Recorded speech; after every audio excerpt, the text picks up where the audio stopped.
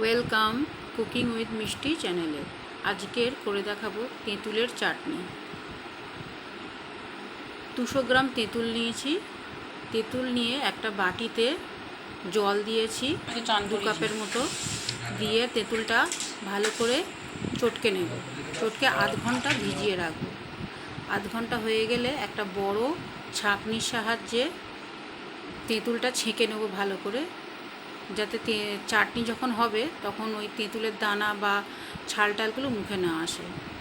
এবারে ফ্রাইং প্যানে 1 টেবিল চামচ সাদা তেল নিয়েছি, 1 টিস্পুন জিরে, গোটা জিরে আর 1 পিঞ্চ মতো হিং দিলাম, দিয়ে নাড়াচাড়া করলাম। করে যে তেঁতুলের পাল্পটা বেরিয়েছে সেটা দিয়ে দেবো, দিয়ে ভালো করে ফুটতে দেবো। ফুটে উঠলে 1 বাটি গুড় দিলাম। গুড় দিলে গুড় যেহেতু লাল, টেস্টটাও খুব ভালো আসে এবং রঙটাও ভালো হয়। চিনিও দিতে পারেন এখানে আপনারা গুড়ের বদলে।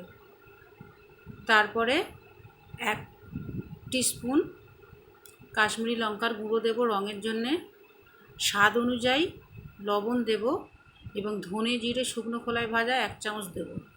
দিয়ে যেমন থিকনেস দেখাচ্ছি এরকম ঠিক হলে গ্যাস অফ করে দেব। তৈরি হয়ে গেল তেঁতুলের চাটনি।